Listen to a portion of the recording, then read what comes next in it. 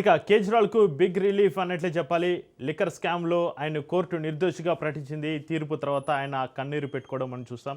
ఇక ఇదే అంశానికి సంబంధించి మరింత సమాచారాన్ని మా ప్రతినిధి ప్రవీణ్ లైవ్లో అందిస్తారు. ప్రవీణ్, కేజ్రీవాల్కు బిగ్ రిలీఫ్ సంబంధించి మీ దగ్గర ఉన్న అప్డేట్స్ ఏంటి? కేజ్రీవాల్తో పాటు ఇతర 23 మందిపై ఉన్న ఇతర అనుబంధ కేసులు కూడా దీనివల్ల ప్రభావితం అయ్యే అవకాశం ఉందా ప్రవీణ్?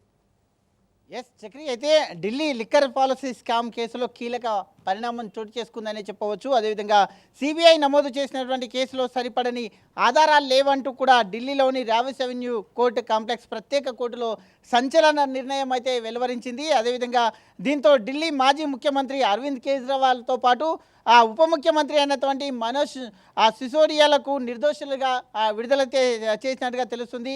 మొత్తంగా చూసుకుంటే కనుక ఈ కేసు నేపథ్యం కూడా చూసుకుంటే కనుక 2021-22 ఎక్సైజ్ పాలసీ అమల్లో అవకతవకలు జరిగాయంటూ కూడా ఆరోపణల నేపథ్యంలో ఈ యొక్క central bureau investigation CBI case నమోదు చేసి దర్యాప్తునైతే ప్రారంభించింది.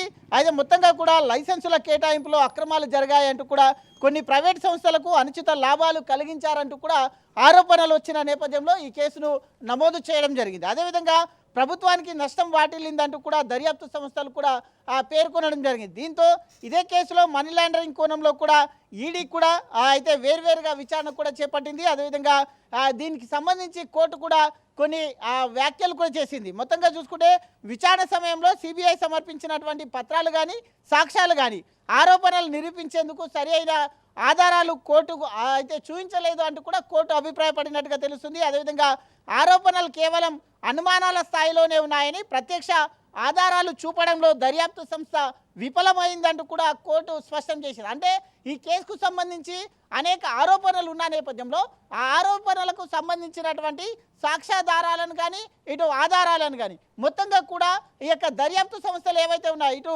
సిబిఐ ఎంక్వైరీ చేసింది, ఇటు ఈడీ కూడా ఎంక్వైరీ చేసింది. కాబట్టి ఈడీ కానీ సిబిఐ కానీ ఈ యొక్క దర్యాప్తు సంస్థలు ఏవైతే ఉన్నాయో వాటి సరి అయిన ఆధారాలు కోర్టులో చూపించకపోవడం పైన మొత్తంగా కూడా కోర్టు తీవ్ర వ్యాఖ్యలు కూడా చేసింది. మొత్తంగా చూసుకుంటే కనుక అయితే ఈ కేసులో అయితే ఇద్దరిని కూడా ఎవరైతే ఉప ముఖ్యమంత్రి అండ్ ముఖ్యమంత్రి స్థానంలో ఉండి జైలు నుండే సుమారుగా సంవత్సరంన్నర పాటు జైలు నుండే విధులను కూడా నిర్వహించారు, బాధ్యతలు కూడా నిర్వహించారు. ఈ నేపథ్యంలో చూసుకుంటే ఈ ఆరోపణలకన్నిటికీ రుజువులు చేయడంలో దర్యాప్తు సంస్థలు విఫలమయ్యాయంటూ కూడా వీళ్ళని నిర్దోషులుగా అయితే మొత్తంగా బయటికి విడుదల చేయడం జరిగింది. మొత్తంగా రాజకీయ ప్రతిస్పందనలు తీర్పు అనంతరం ఆమ్ ఆద్మీ పార్టీ నేతలు నిజం గెలిచిందంటూ కూడా భారీ ఎత్తున నినాదాలు చేస్తూ అక్కడ అయితే జైలు వద్దకు రావడం జరిగింది. అయితే నిజం ఎప్పుడు కూడా నిప్పు లాంటిది అంటూ కూడా కొన్ని వ్యాఖ్యలు కూడా నినాదాలు కూడా చేస్తున్నటువంటి సిచ్యువేషన్ చూస్తున్నాం. అయితే ఇది రాజకీయ కక్షపూరితంలో భాగమని గతంలో ఆరోపించిన వారు ఇప్పుడు కోర్టు తీర్పుతో న్యాయం జరిగిందంటూ కూడా వాళ్ళు పేర్కొంటున్నారు. అంటే ఇది మొత్తంగా చూసుకునే కనుక ఇటు కేంద్రంలో ఉండేటటువంటి బీజేపీ మొత్తంగా కూడా ఇది ఒక నాటకం ఆడుతుంది అంటూ కూడా చెప్పడం జరిగింది. ఇది రాజకీయ కుట్రకోణంతోనే చేశారు అంటూ కూడా న్యాయం ఎప్పుడు మా పక్షానే ఉంది అంటూ కూడా కొన్ని తీవ్రమైన అక్కడ ఉన్నటువంటి కార్యకర్తలు కూడా ఈ యొక్క ఆవేదనను వ్యక్తం చేస్తున్నారు. బయటికి రాగానే మొత్తంగా చూసుకుంటే కేజ్రీవాల్ బయటికి వచ్చిన తర్వాత మీడియా ముందు కన్నీళ్లను కూడా పెట్టుకున్నాడు. అంటే ఎలాంటి భావోద్వేగంలో కొన్ని మాటలను కూడా మాట్లాడడం జరిగింది, మీడియా ముందు మాట్లాడడం జరిగింది. అదేవిధంగా మరోవైపు ప్రతిపక్ష పార్టీలు మాత్రం ఈ అంశంపైన తమ అభిప్రాయాలను వ్యక్తం చేస్తూ అయితే దర్యాప్తు ప్రక్రియ ప్రశ్నలు లేవనెత్తుతున్నాయి. మొత్తంగా కూడా దర్యాప్తులో కొన్ని కీలకమైన విషయాలు కూడా వెలుగులోకి వచ్చాయి కదా అంటూ కూడా ఇటు ప్రతిపక్షాలు కూడా విమర్శలు చేస్తున్నాయి. మొత్తంగా చూసుకుంటే కనుక అయితే సిబిఐ కేసులో విడుదలైనప్పటికీ ఈడీ కేసుల పైన న్యాయ ప్రక్రియ కొనసాగుతుందా లేదా అన్నది కూడా రాబోయే రోజుల్లో ప్రశ్నత రావాలి. అంటే సిబిఐ కేసులో ఇప్పుడు రిలీఫ్ దొరికింది, ఈడీ కూడా ఈ కేసులో ఎంటర్ అయింది కాబట్టి అంటే ఈ దాంట్లో మనీ లాండరింగ్ కోణం కూడా ఉంది కాబట్టి మనీ లాండరింగ్ కోణంలో దర్యాప్తు ఇంకా ఏ విధంగా ముందుకెళ్తుంది. కోర్టు అయితే ఈ యొక్క దర్యాప్తు సంస్థలకు సంబంధించినటువంటి కొన్ని ఆధారాలు సరైన ఆధారాలు ఆరోపణలకు సంబంధించిన ఆధారాలు చూపించలేదు కాబట్టి వీళ్ళని నిర్దోషులుగా బయటికి వదిలిపెట్టడం జరిగింది. అదేవిధంగా ఇప్పుడు ఈడీ కూడా అయితే దర్యాప్తు చేపడుతుంది కాబట్టి మరి ఈ కేసు ఎంతవరకు కొనసాగుతుందో అయితే ఇంకా వేచి చూడాల్సిన అవసరం ఉంటుంది. ఇందులో ముఖ్యంగా చూసుకుంటే కనుక 23 మంది ఉన్నారు. ఆ 23 మందికి అంటే ఇక A1 A2గా ఉన్న వాళ్ళకు బిగ్ రిలీఫ్ దొరికిన నేపథ్యంలో ఇటు ఇంకా ఈ ఉన్న వాళ్ళందరికీ కూడా ఈ కేసు నుండి రిలీఫ్ దొరికే అవకాశాలు కూడా కనిపిస్తున్నాయి. అదేవిధంగా అయితే కవిత కూడా ఈ కేసులో కవిత కూడా కొన్ని రోజుల పాటు అంటే సుమారుగా 6 నెలల పాటు జైల్లో ఉండి వచ్చారు.